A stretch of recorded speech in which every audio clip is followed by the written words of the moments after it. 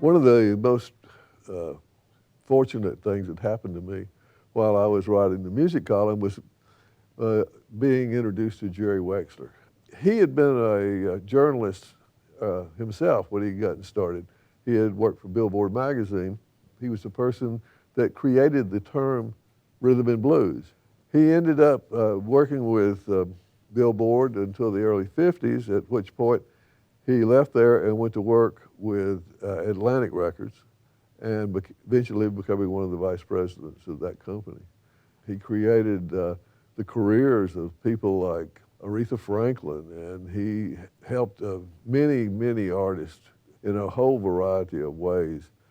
He helped build Stax Records in Memphis. He certainly helped build Muscle Shoals music industry here by picking up, first of all, Percy Sledge's When a Man Loves a Woman and turning that into a big hit.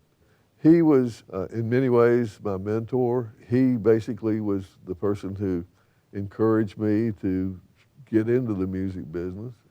I told him I didn't have any background for it, and he says, nobody else does either. Just do the work. And, you know, he got to where he would bring me to New York to work on projects in 1974.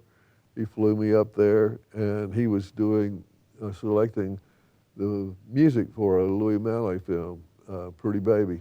He won an Academy Award for that score.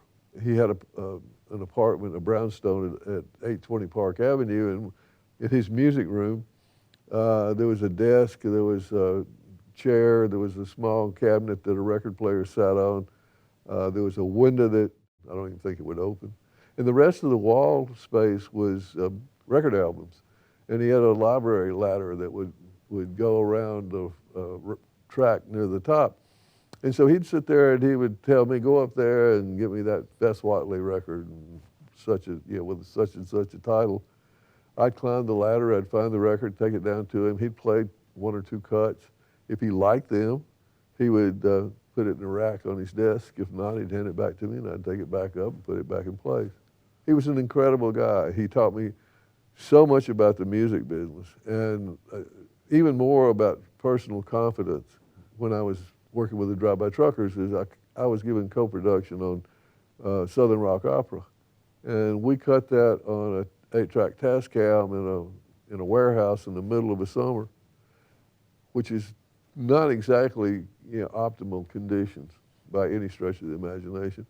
And it was because of the things that Wexler told me that I even attempted that, because it's not the right kind of equipment, it's not the right kind of environment. But his comment was, it doesn't matter if you do the work.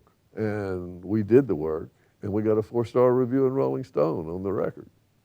So yeah, he was extremely important, not only to Muscle Shoals music in general, but to me personally.